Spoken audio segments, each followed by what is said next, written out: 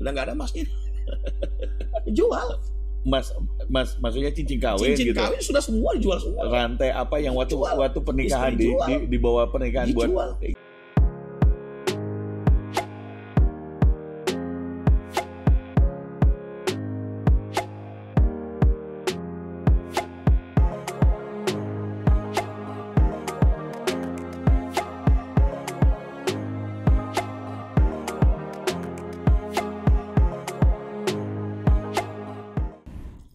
Ya, shalom saudara, kita ada di podcast Yesus adalah Jawaban, dan hari ini saya bersama seorang hamba Tuhan, Bapak Rex Winarno. Jadi beliau masih muda, lebih ganteng dari saya, dan lebih lagi ada banyak kisah di mana dia mentransformasi mulai dari hidupnya, keluarga, dan juga kota Surabaya, dan ya kita berharap untuk Indonesia. Amin. Ya, usia yang masih muda tapi bisa menginspirasi banyak orang. Dan hari ini Dapur Umum, nama pelayanannya itu sudah menjadi berkat di Jawa Timur, khususnya di mana, Surabaya ya? Surabaya. Dan Indonesia. Hampir seluruh Indonesia. Hampir di seluruh Indonesia. Ya. Orang lain mengalami krisis, tapi tidak ada krisis. Tidak ada krisis. Resepsi terus. Resepsi terus. Oke, baik. Nah, tema kali ini kita akan bicara tentang transformasi. Saya akan mempersilakan Pak Rex. Menurut Pak Rex, apa sih itu transformasi? Dan boleh cerita sedikit bagaimana gereja kemudian membawa transformasi itu di zaman sekarang ini? Ya, kalau bicara transformasi itu, transformasi bicara dari kata perubahan atau metamorfosis. Berarti harusnya ada perubahan. Mungkin dari hidup yang lama atau hidup yang dulu tidak terlalu baik, kita harus mentransformasi atau mengalami yang namanya perubahan untuk satu tujuan yang jauh lebih baik. Tidak mungkin ada perubahan tanpa ada transformasi. Tidak mungkin ada masa depan kalau tidak ada pembaharuan. Betul. Untuk itu kita harus masuk kepada yang namanya transformasi. Dan semua orang harus mengalami itu untuk menjadi personal yang jauh lebih baik daripada hari ini. Seperti itu. Berarti mulai dari diri kita ya. Pastinya harus mulai dari diri. Tapi seringkali kan orang merasa gini, dia pengen mentransformasi yang di luar.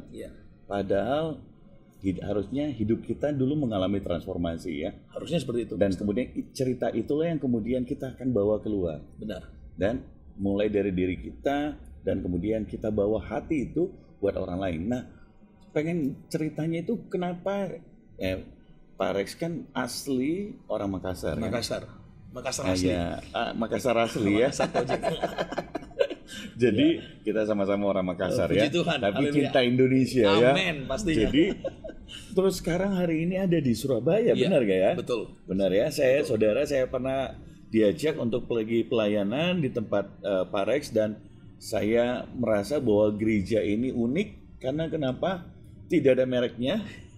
Betul sekali. Tapi itu legal, bukan ilegal, tetapi yang luar biasa, gereja ini dicintai oleh banyak orang, utamanya orang-orang sekitarnya. Betul sekali. Bahkan orang-orang miskin saya lihat di situ. Benar sekali. Bahkan saya dengar orang bisa datang kapanpun untuk makan di sana. Benar. Karena ada dapur umum di situ. Betul sekali. Nah, boleh ceritanya bagaimana caranya memulai pelayanan itu?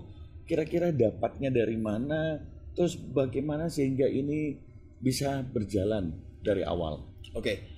Selalu orang ini bertanya kisah suksesnya mereka.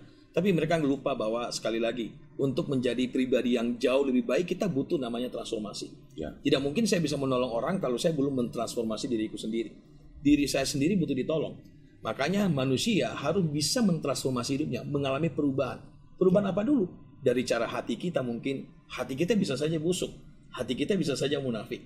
Hati bisa berbohong. Saya bisa iri ketika orang-orang lain ini diberkati. Saya bisa iri ketika pelayanan pastor jauh lebih diberkati. Saya bisa iri ketika saya mengalami tidak baik, pastor mengalami hal yang baik. Nah, tentunya kita harus mengalami yang pertama, yang transformasi hati dulu. Karena kalau hati yang terjadi, maka pikiran pun akan mengikuti. Makanya dalam Roma 12 ayat 2 bilang begini, janganlah kamu menjadi serupa dengan dunia ini, tapi mengalamilah tapi berubahlah oleh pembaruan budimu. Berubahlah ini pakai kata transformasi. Transform atau metamorfosis. Ya. Metamorfosis berarti begini. Kita kalau dalam bahasa Yunaninya metanoia. Metanoia berarti kita mengalami perubahan dari sikap yang lama, dari hidup yang lama menuju kepada hidup yang baru. Dari hidup yang kelam menuju kepada hidup yang ini kudus, dari dosa menuju kepada kekudusan, dari neraka menuju kepada sorga, dari setan menuju kepada Tuhan. Nah, supaya kamu dapat membedakan mana kehendak Allah, apa yang baik, yang berkenan kepada Allah dan yang sempurna. Ya. Nah, tentunya untuk mau mengalami sukses, menjadi berkat, kita harus bisa kita harus mengalami perubahan dari cara berpikir kita dulu, hati kita. Untuk apa kita melakukan? Kalau kita melakukan supaya karena hanya dipuji orang, jangan-jangan hati kita nggak beres. Pikiran kita ingin mengalami ketenaran. Nah, di titik yang ini pun kita sudah keliru. Kita mengerjakan karena ada benefitnya. Padahal hendaklah kita mengerjakan sesuatunya dengan cinta dan tulus kepada Tuhan. Nah, ini yang tidak banyak Betul tidak sekali. banyak. Nah, ini karena kebanyakan orang ternyata itu selalu bisa menyembunyikan motivasinya. Benar. Dan kelihatan yang baik di luar. Tapi kalau saya dapat gambaran justru terjadi transformasi itu dari dalam. Dari dalam dulu, Pastor. Betul sekali. Jadi orang bisa merasakan yang dari dalam. Betul. Tapi kalau orang yang dari luar kan, ya saya seringkali mendengar banyak orang komplain bahwa orang-orang merasa tereksploitasi kemiskinan mereka. Ya. Gitu. Ya. Artinya ada satu bagian orang yang miskin dan sengaja dia ditolong buat di situ, dan orang merasa tidak benar-benar ditolong, tapi orang merasa kemiskinan itu dieksploitasi supaya orang yang mengeksploitasi dapat sesuatu, tapi dia membungkus itu, dan seringkali ya maaf kata itu membuat banyak orang kecewa. Betul sekali, Pastor. Gitu. Ya. Artinya orang mengambil keuntungan dari sana, mereka kasihan sudah miskin, mereka sudah terpuruk, tapi justru dimanfaatkan. Tapi kalau saya lihat dari cara pengertian Pak Rex ini berbeda sekali. Nah, kan kita selalu beranjak dari pengertian kita ya. Dan yang saya tangkap tadi, mentransformasi itu dari dalam. Betul. Gitu. Motivasinya apa? Nah, niatnya apa? Nah, ini yang yang luar menarik biasa. nih, Pastor. Ini yang menarik sekali. Karena begini, kenapa orang-orang bisa mengalami yang namanya merasa dieksploitasi, merasa dimanfaatkan? Karena mereka hanya dibantu mungkin cuma sekali. Padahal kasih itu harus mengalami konsistensi. Setiap hari kita harus menabur. Setiap hari kita harus mencintai. Nah, bagaimana saya bisa mencintai kalau saya belum membaharui diriku dari dalam? Bagaimana saya bisa bertahan dalam satu pergerakan cinta kepada sesama kalau saya tidak bisa cinta kepada diriku sendiri? Bagaimana saya bisa mencintai sesama kalau saya masih hidup dalam dosa? Bagaimana saya bisa mengalami yang namanya kemurnian dengan ketulusan kalau saya nggak mengerjakan itu dari dalam? Nah, ketika kami membantu warga sekitar, kami memberi makan mereka hampir setiap hari, mereka mengalami cinta yang benar-benar nyata. Mereka mengalami yang namanya ketulusan. Tidak dieksploitasi, sekalipun kami mau foto, mereka nggak akan marah. Bahkan mereka bisa mengatakan, Tuhan memberkati. Kenapa? Karena mereka merasakan ketulusan. Ketika papi sayang kepada saya dengan tulus, dengan ada maunya, pasti akan kita bisa rasakan. Seseorang punya feeling, manusia akan punya yang namanya feeling. Betul. Tetapi ketika kita mengerjakannya dengan cinta, percayalah, feeling-feeling yang negatif itu akan berubah. Makanya pentingnya dari hati dan pikiran akan boleh kita keluarkan cinta yang benar-benar tulus dan murni. Orang lain bisa merasakan cinta ini. Nah, ini ya saudara mungkin bisa nangkap apa yang di hati dari hambanya Pak Rex. Ya, jadi dia pun berharap buat saudara ini adalah menangkap hati ini. Ya, jadi ini yang kita mulai harus dari sini. Karena seringkali orang begini, saya mau buat sesuatu, tapi saya untungnya apa? Benefitnya apa? Benefitnya apa? Dan itu yang membuat orang akhirnya apa? Tidak bergerak, bahkan ketika dia bergerak, dia berhenti di tengah jalan. Betul. Karena selalu ada keuntungan. Belum diubahkan cara berpikirnya, Pastor. Dunia, maaf saya potong, dunia bilang begini, kamu naburlah kalau ada berkat. Betul, nggak masuk akal. Benar, kita ada uang baru menabur. Padahal itu salah sekali.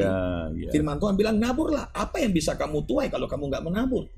Dunia bilang, ampunilah kalau keadaanmu baik. Kita selalu mengampuni, tunggu sikon hati kita baik. Padahal keliru. Tuhan bilang, ampunilah, nanti kamu akan lihat ada pemulihan.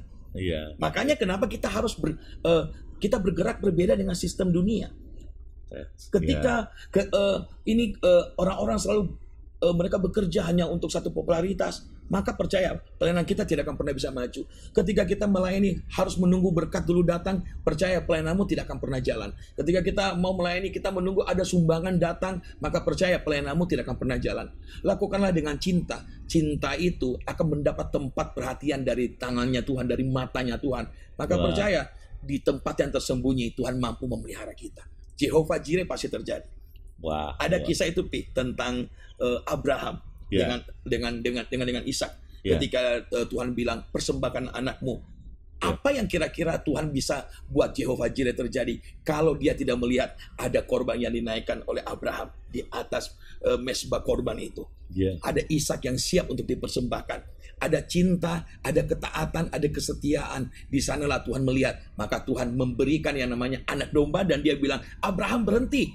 Ternyata Tuhan melihat motivasi kita. Ketika kita melakukan dengan cinta, kita jalan dulu tanpa ada yang bantu, maka Jehovah Jireh pasti terjadi. Jadi memulai tanpa ada yang bantu. Iya, memulai tanpa ada yang bantu. Saudara tolong catat ini karena pengertian banyak orang, saya tunggu donatur dulu, saya tunggu dulu orang mensupport, baru saya memulai. Betul. Gitu. Keliru sekali. Keliru sekali ya. Keliru sekali. Jadi sesungguhnya justru memulai dari diri kita. Betul sekali. Mulailah kita yang berkorban. Betul sekali. Gitu. Betul sekali. Maka orang akan terinspirasi dan kemudian orang akan mau terlibat. Betul.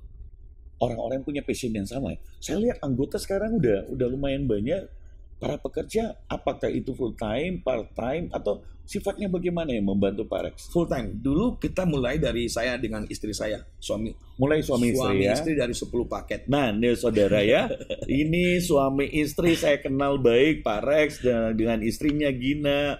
Wah, mereka berapa tahun baru dikaruniai 2 anak, masih kecil-kecil, saudara. Kebutuhan lagi banyak. Anda tahu kalau pernikahan masih kecil-kecil, masih ini kebutuhan besar.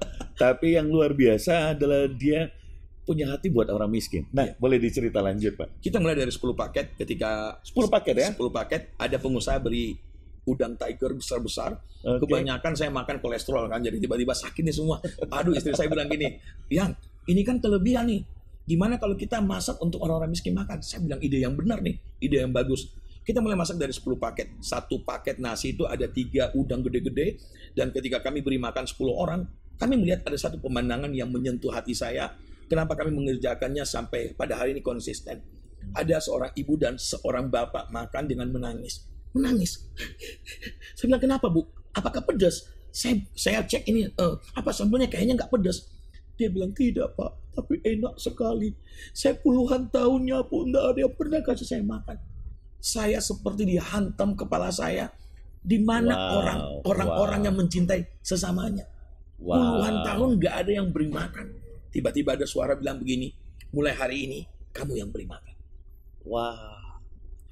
Maaf. Kita tidak sedang menyinggung agama.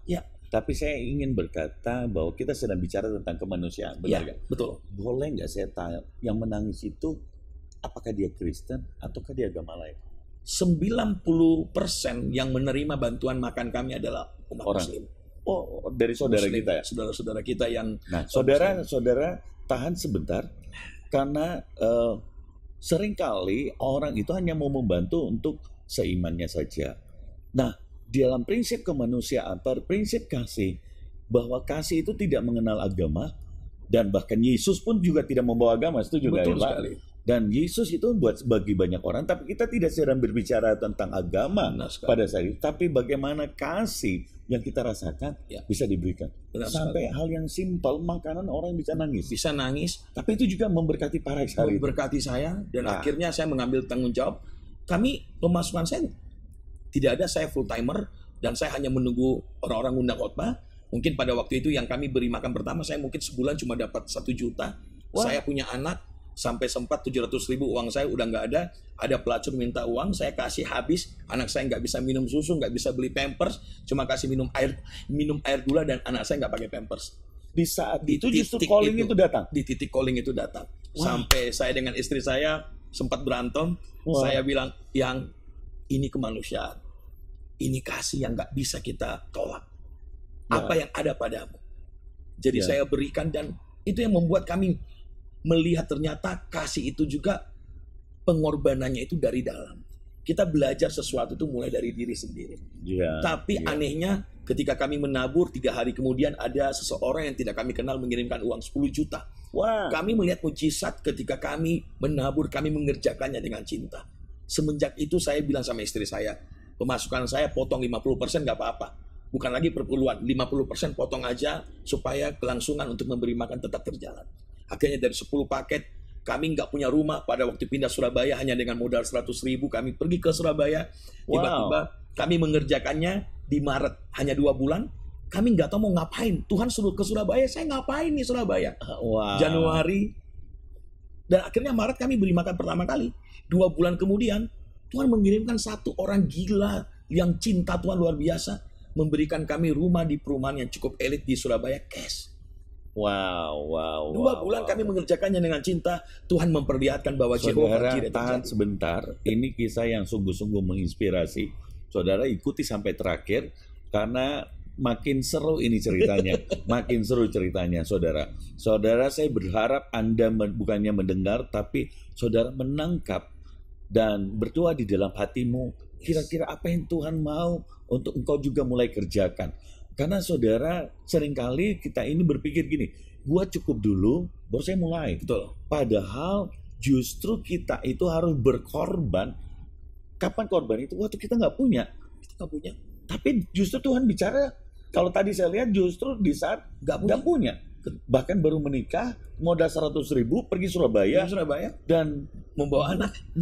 Tanpa entah mau tinggal di mana, mau cari kos. Terus ada calling itu. Tiba-tiba ada yang calling tinggal di apartemen, kami tinggal di apartemen. Saudara, ini saya berdoa Anda menangkap ini, karena justru waktu Anda berkorban itu menginspirasi banyak orang. Waktu Anda berkorban, kalau kemudian itu mengalirkan kasih yang sesungguhnya. Dan Anda kalau belajar melayani dari hati, memberi dari hati, maka orang juga bisa menangkap itu. Orang bisa terjamah, orang bisa merasakan sentuhan kasih itu. Jangan pernah memberi makan. Saya pernah ke tempat beliau, dia memberi makan itu makanannya enak, saudara. Ada banyak orang memberi makan itu, memberi makannya seadanya. Nasi telur selesai. Iya, nasi telur. Nasi laksa ya sudah. Ya mereka juga makan itu, gitu. Bukan mereka nggak makan. Situasi Indonesia sekarang ini kan bukan orang nggak makan, tapi mereka miskin. Yang dibutuhkan adalah kasih, yang dimana mereka juga mendapat gizi kan. Dari hal itu. Ya, dan 2 bulan kemudian tanpa diminta, tanpa dia, tadi kami ngobrol dengan Pak Rex, satu pedoman dia sampai sekarang itu yang mungkin menjadi janji dia di hadapan Tuhan, tidak pernah telepon orang untuk minta dana. Nah, hubungan saya dengan Pak Rex ini, ya saya buka sedikit, kami seperti bapak dan anak rohani. Ya, saya bangga punya Pak Rex ya. Tapi saya pun juga terinspirasi ya, terbangun untuk ingin bagikan hal itu di anak-anak. Nah, 2 bulan itu mujizat pertama. Rumah. Terus bagaimana kelanjutan pelayanan? Dari rumah itu kami diharuskan bayar 1,4 M. Tiba-tiba pengusaha datang bawa 1,5 M untuk bayar plus notaris. Masih ada sisa 30 juta. Diberikan kepada kami untuk membeli ranjang dan AC. Dari sana rumah itu kami dedikasikan untuk Tuhan, kami taruh untuk Tuhan, dan kami dari 10 paket itu berubah menjadi 100 paket. Di saat saya mesti bangun pagi berdoa subuh, saya mesti cuci baju, saya mesti jemur baju, saya mesti bersihkan rumah, sapu, ngepel, saya mesti masak. Istri saya sambil jaga anak, saya mesti masak. Setelah masak, saya bawa naik Gojek untuk membagikan ratusan paket itu kepada orang-orang. Hampir setiap hari saya lakukan dengan cinta. Kalau pelayanan tidak dilakukan dengan cinta, pelayananmu nggak akan pernah bisa bertahan. Sesuatu yang dilakukan dengan cinta, sekalipun sakit tidak enak, karena kita cinta, kita akan bertahan. Nah, boleh kasih tipsnya? Bagaimana sih hati yang begitu bermurah hati, begitu bisa mengasihi orang, itu mengalir dari hatinya, bisa berkorban seperti itu.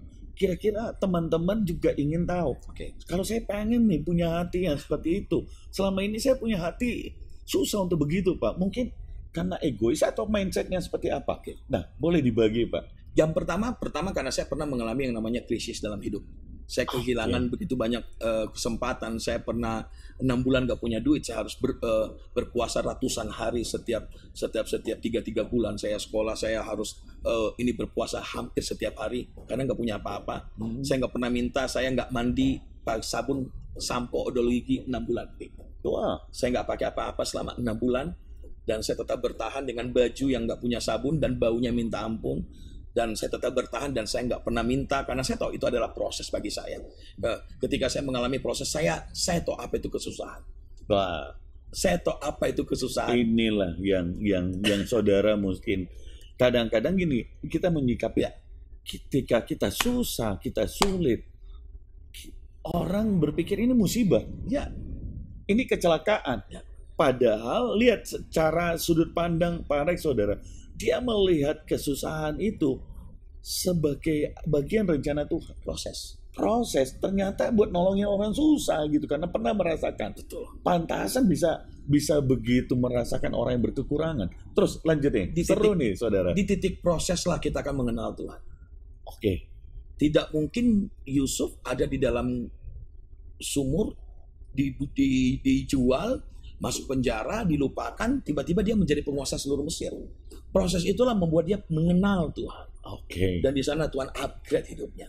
Tidak mungkin Sadrak, Mesak, Abednego ada dalam dapur api, tetapi dalam proses itulah mereka mengenal Tuhan. Dan ada sosok yang keempat di tengah-tengah dapur api. Iya. Iya. Tidak mungkin Daniel ada dalam gua singa, terus dia ngapain? Diam-diam, enggak. Justru pengenalan akan Tuhan membuat dia di dalam proses, dia melihat malaikat mengatuk mulut singa-singa. Ya. Nah, saudara lihat nih. Saya yakin bahwa di antara saudara yang sedang menonton ini juga sedang mengalami proses. Ya.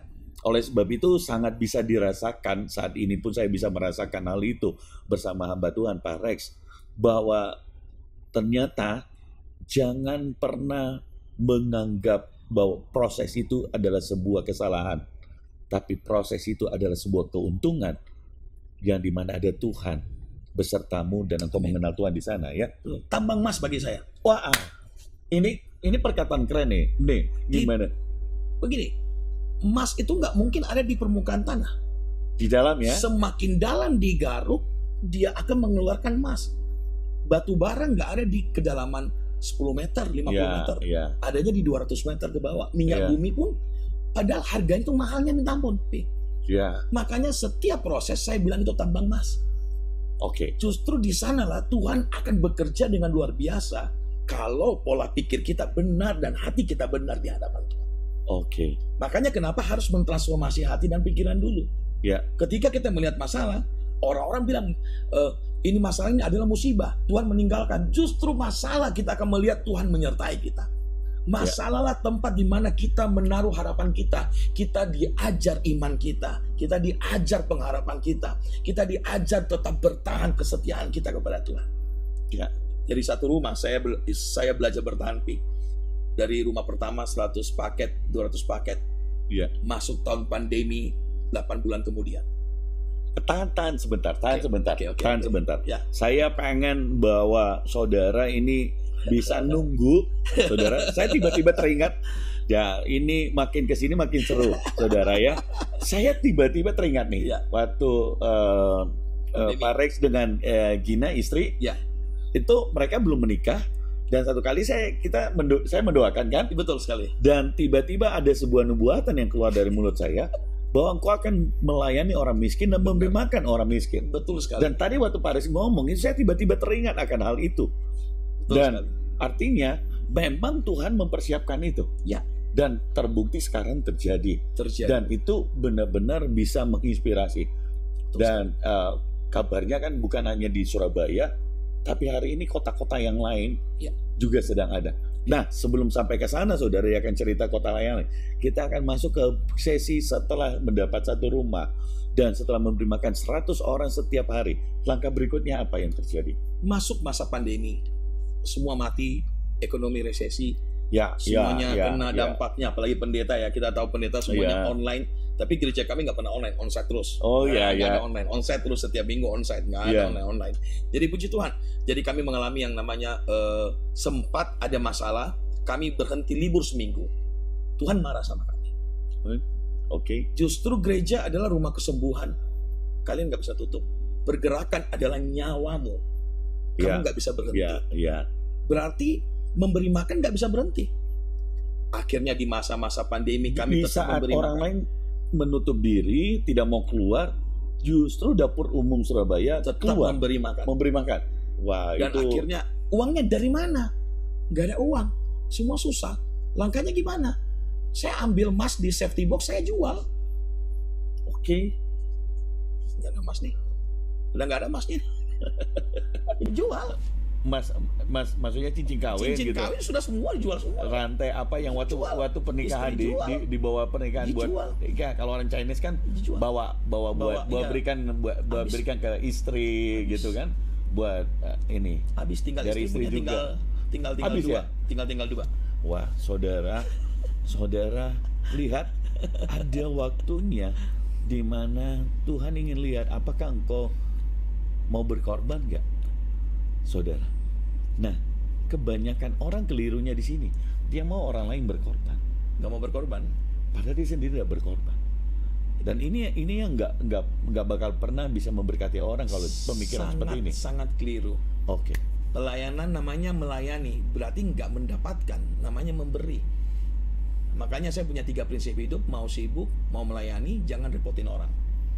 Oke. Karena itu ya prinsip pelayanan. Nah, mulai kita lanjut lagi. Dari itulah ketika Tuhan mungkin melihat ada korban yang naik, tiba-tiba Tuhan kirim satu pengusaha dari Solo, namanya Pak Matthew. Oke. Dia memberikan rumah di sebelah rumah kami, harganya juga sama 1,5 miliar, dibeli langsung dan diberikan kepada kami. Rumah itu kami dedikasikan kepada Tuhan dan kami namakan Dapur Umum Surabaya. Yang tanah itu, Yang di sebelah rumah itu. sebelah rumah. Jadi Oke.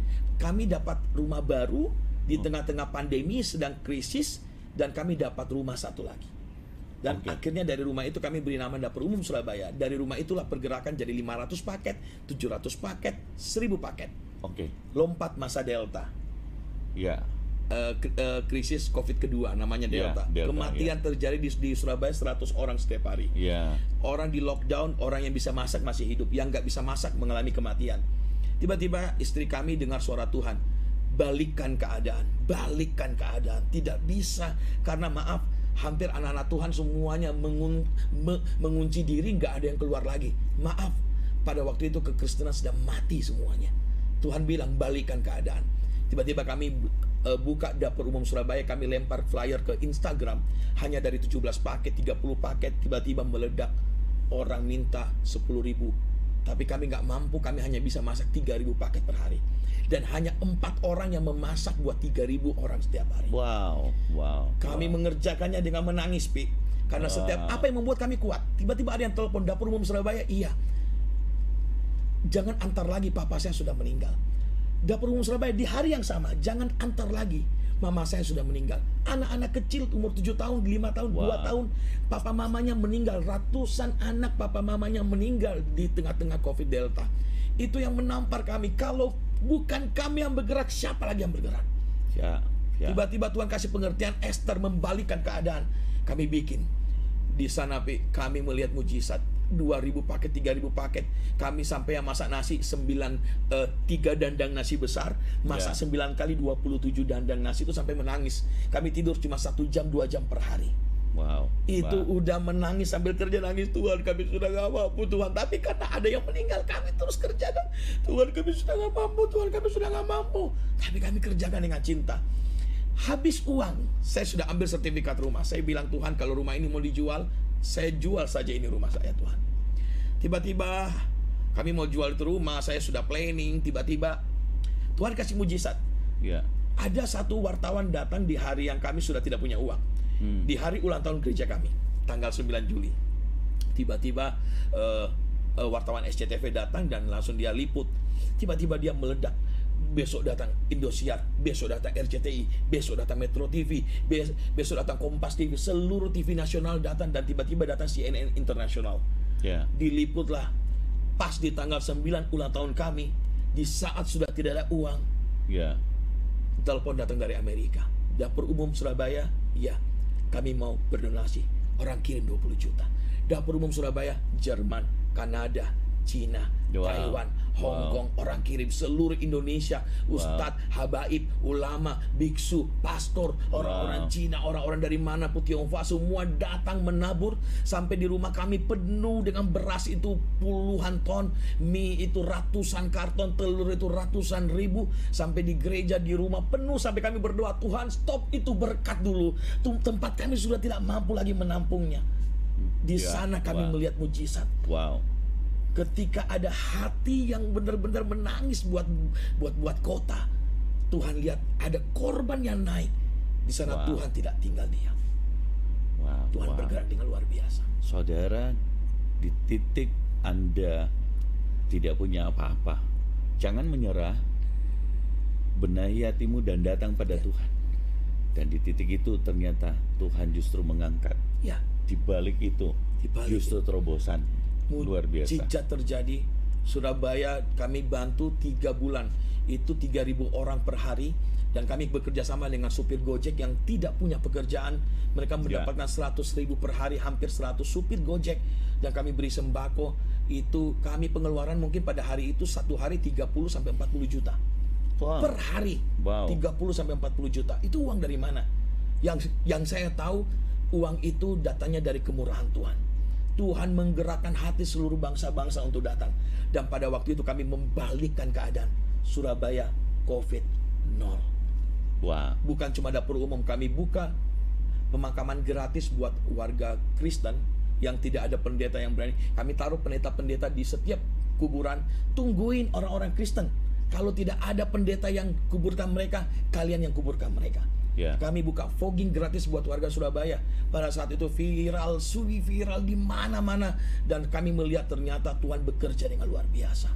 Ya. Sejak saat itu dapur umum Surabaya dikenal, dan dari satu dapur hari ini kami punya 3 dapur di Surabaya. Dapur umum Surabaya juga buka di Tangerang, buka di Malang, dan juga buka di Manado. Dan kami berafiliasi dengan 21 dapur di seluruh Indonesia. Dan total hampir Wow. 30 dapur yang ada di seluruh Indonesia. Saudara, lihat baik bahwa ketekunan, disiplin, dan hati yang bermurah hati adalah diawali karena proses Ya. yang dialami. Anda pun juga mungkin mengalami proses. Saya pun juga mengalami waktu masa kecil, bukan lahir dari keluarga. Ya. Sebab itu hari ini 10-12 tahun ya terus ada rumah singgah, rumah belajar untuk orang-orang miskin. Wow. Jadi Anda yang melihat podcast ini, saya percaya bahwa engkau punya hati, Amin. dan kalau saat ini engkau sedang di persimpangan, apakah aku harus meneruskan pelayanan visi Tuhan, ataukah kemudian engkau ingin stop? Satu jawaban dengan adanya tayangan ini: teruslah percaya, teruslah lakukan kebaikan, teruslah ulurkan tanganmu, teruslah berkorban, sebab Tuhan tidak pernah menutup mata. Dia Tuhan yang memberkati Pak Rex, Amin. memberkati kami, dan hari ini adalah masih Tuhan terus bekerja. Amin. Bahkan ada begitu banyak anak-anak. Pak Rex tadi berkata hari ini sudah hampir 30 ya. Dan kami dapat seluruh- bonus. Ya. Ada orang pengusaha di Jakarta memberikan kami gereja, gedung yang Papi khotbah kemarin. Wah, itu dari tanah ya, itu ya saya lihat ya. Gimana tuh jalan ceritanya? Di jalan dulu kami di tempat kecil, dari tempat kecil hanya dari 2 jemaat, tiba-tiba ya puji Tuhan dari Jadi selain rumah terus dapur umum dikasih terus ruko satu lagi. Oh, dikasih ruko. Di ruko itulah kami mulai yang namanya Dapur umum? gereja kecil. oke. Hanya dari 2 jemaat, selama 3 bulan Tuhan kasih 30 jemaat. Oke. Akhirnya jadi gereja di ruko, dan semakin banyak 1 tahun sudah 150 jemaat. Ya. Nah, tiba-tiba kami nggak tahu lagi gimana, sudah nggak ada tempat. Nah, semenjak selesai pandemi itu kami memberi makan 3.000 orang setiap hari. 3 bulan kemudian seorang pengusaha dari Jakarta Ya. datang ketemu kami. memaksa kami untuk ambil ini gedung yang 30 kali 25 itu. Dia bangun dari awal atau sudah ada? Dia bangun dari nol. Wow. Itu mungkin saya habis sekitar 77 miliaran itu. Dan dia bangun dari nol, dan orang ini lucu, Pi. Dia memberi berkat ini maksa. Biasa orang ya sudah, kalau kamu nggak mau ya sudah. Ini maksa ini luar biasa maksa. ini. Please pendeta, ambil ya Pak Pendeta. Aku sudah berdoa, Tuhan suruh kasih ke Pak Pendeta. Saya sudah bertanya kepada pendeta-pendeta besar. Diberkatilah orang yang menabur seperti ini ya. Dan anugerah Tuhan. Ternyata pendeta yang tidak terkenal, pendeta yang mungkin rambutnya habis, tapi di sanalah Tuhan memberi kasih karunia yang limpah luar biasa. Haleluya. Iya. Jadi ini yang luar biasa. Rambutnya habis karena dia memikirkan jiwa-jiwa orang-orang yang miskin ya. Ya, saudara, kadang-kadang kita lebih sering membicarakan orang kekurangan yang ada di tengah-tengah kita. Tapi hari ini saya ingin berkata bahwa kita harus menjadi jawaban, solusi bagi bangsa ini. Amin. Gereja tidak lagi harus menaruh terang itu hanya dalam gereja. Seperti kata firman Tuhan, jangan taruh terang itu di bawah gantang, tapi taruhlah di atas agar bisa menerangi sekelilingnya. Di dalam gereja terang itu sudah terlalu terang, dan waktunya untuk semua orang jemaat keluar dan menjadi terang, menjadi garam. Ya, betul sekali. Nah, tolong bisa kasih quotes kira-kira tips-tipsnya seperti apa, dan kemudian di akhir kita akan mendoakan. Ya, boleh. Yang ini mungkin mereka akan juga bergerak dalam hal yang lain, bukan hanya memberi makan, tapi dalam hal-hal yang lain.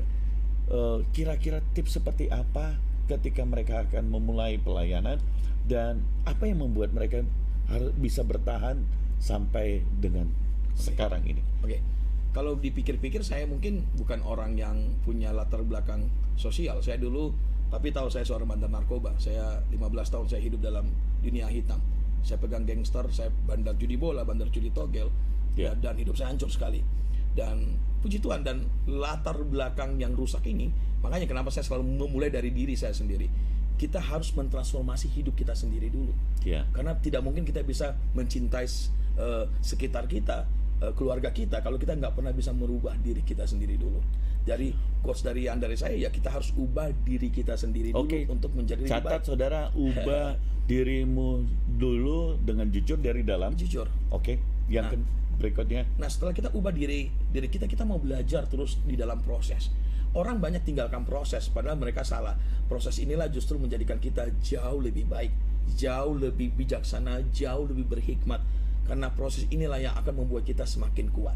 Proses membuat Anda semakin kuat. Proses membuat Anda menemukan tambang emas itu. Betul. Mutiara itu. Kekayaan itu. Orang menjauhi proses karena tidak kuat tekanan. Padahal tekanan seperti kalau ditekan memang gak enak. Tapi satu kali dia dilepas, tingginya luar biasa, lesatannya luar biasa. Proses itulah yang harus kita cintai. Memang untuk memulai satu pelayanan kita akan susah dengan namanya keterbatasan. Tapi keterbatasan bukan alasan kita meninggalkan Tuhan. Ketidakadaan bukan alasan kita harus meninggalkan iman kita. Tapi justru di sanalah kita belajar setia. Karena Abraham harus menunggu 25 tahun untuk mendapatkan Ishak. Musa harus menunggu 40 tahun, dan Yusuf harus menunggu 13 tahun untuk mengalami janji Allah. Dan saya percaya kalau kita bukan orang-orang gampangan, anak-anak gampangan yang diciptakan langsung. Nah, makanya jangan pernah menyerah, ikuti proses yang ada, tapi selalu benahi hatimu dan pikiranmu, karena dari dalamlah akan terpancar kehidupan yang sejati. Jadi ketika mengambil tanggung jawab bukan berarti tidak ada proses. Harus ada proses, Pak. Ada proses. Harus. Itu. Tapi bagaimana engkau membenahi terus dan belajar terus dalam hal itu, dan akan semakin baik ya. Sampai di titik kelemahanmu menjadi kekuatanmu. Ini satu quotes yang bagus. Kelemahanmu menjadi kekuatanmu. Wah, ini benar-benar mengalami transformasi ini, saudara. Sampai Paulus bilang gini, Pak Epi, waktu aku lemah aku kuat. Waktu aku lemah aku ini kuat. Nah, kita suka kalah di proses lemah. Kita merasa ketika kita lemah kita kalah. Justru salah. Waktu kita lemah kita memberikan, izinkan Tuhan mengambil alih. Transformasi berarti kita berubah. Berarti begini, adanya kebudayaan baru. Kata serupa dengan Tuhan pakai kata metamorfo. Metamorfo atau dia bilang begini, ada proses asimilasi. Di dalam penjara, saya pernah masuk penjara, ada namanya asimilasi. Asimilasi begini berarti, munculnya kebudayaan yang baru mengubah kebudayaan yang lama. Ya. Dengan kata lain, kebudayaan lama kita mungkin hidup yang jahat, hidup yang salah, hidup yang tidak benar, hidup yang manja. Ketika kebudayaan baru masuk, kita bermetamorfosis, berarti harusnya kebudayaan baru itu tinggal mengubah kebudayaan lama kita, dibuang, sehingga kita punya cara hidup kerajaan sorga. Wow. Ini yang penting, Be. Ya. Serupa dengan kekristenan, karena banyak orang tahu firman itu baik, banyak orang bisa khotbah itu baik, ibadah rajin itu baik, tapi kalau tidak serupa dengan Kristus, kita kalah. Karena tujuan utama kekristenan adalah keserupaan dengan Kristus. Ya. Dan keserupaan itu bukan hanya di dalam gereja. Benar sekali.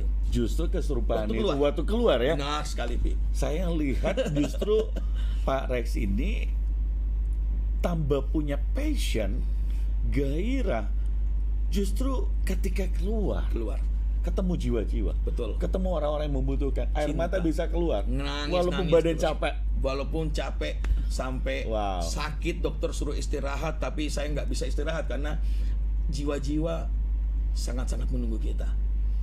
Waktu adalah harta karun yang berharga yang tidak bisa kita ulang, tapi kita bisa manfaatkan dan pakai sebaik-baiknya.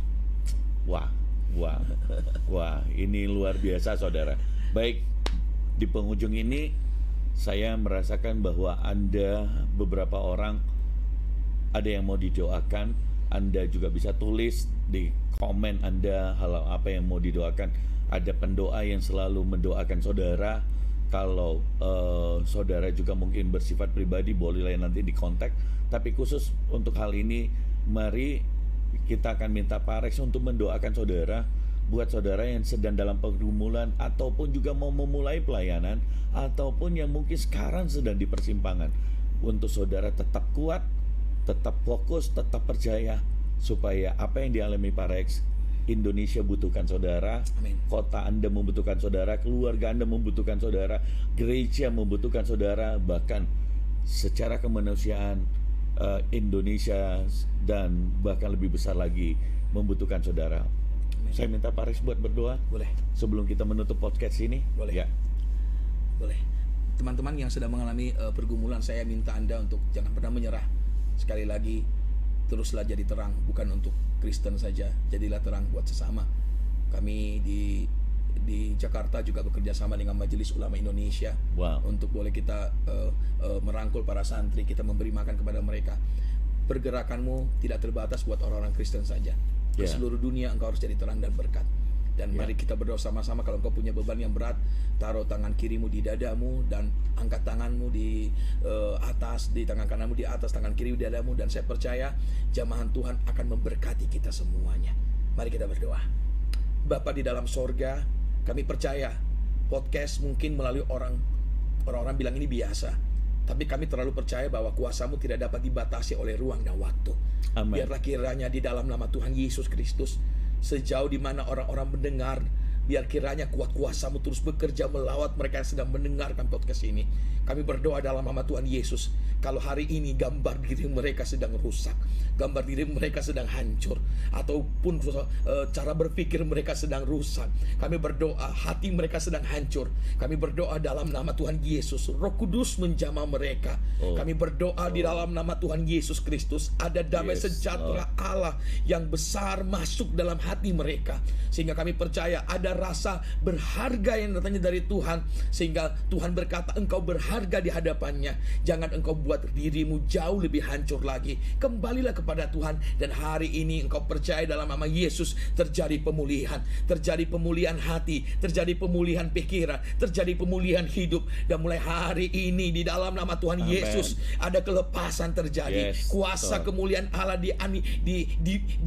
ini dimanifestasikan terjadi atasmu, sehingga intervensi intervensi ilahi Tuhan bekerja di dalam nama Yesus, masuk menembus hidupmu. Hari ini hidupmu bukan lagi menjadi hidup yang lama, tapi hidup yang baru, jiwa yang baru, dan juga pikiran yang baru, roh yang baru. Sebab itu biar kiranya anggur baru ada dalam kirbat yang baru terjadi dalam nama Tuhan Yesus. Mereka yang sedang bergumul dalam pelayanan, kami percaya tidak ada stagnasi. Biar kiranya Engkau berikan kekuatan untuk mereka bertahan, kemampuan yang datang dari Tuhan membuat semua orang-orang yang sedang mengangkat tangan hari ini terjadi terobosan besar dalam nama Yesus. Apa yang Engkau kerjakan, Tuhan ada di sana. Tuhan memberikan kehidupan di dalam setiap apa yang Engkau sedang buat. Di dalam nama Tuhan Yesus ada breakthrough terjadi, ada multiplikasi terjadi, ada berkat pemeliharaan sempurna terjadi. Jehovah Jireh, Allah menyediakan apa yang Kau butuhkan di dalam nama Tuhan Yesus. Terima kasih Bapa, kami serahkan semuanya. Kami percaya hidup mereka dilawat Tuhan, hidup mereka diberkati Tuhan. Dan hari ini yang sedang mengalami kelemahan,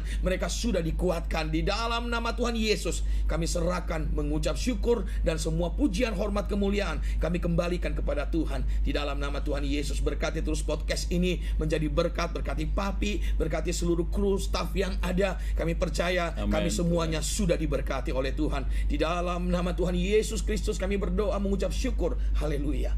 Amin. Amin.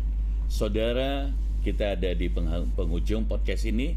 Sekali lagi podcast ini dengan tema Yesus adalah jawaban. Boleh berikan salamnya bentuknya? Yesus adalah jawaban.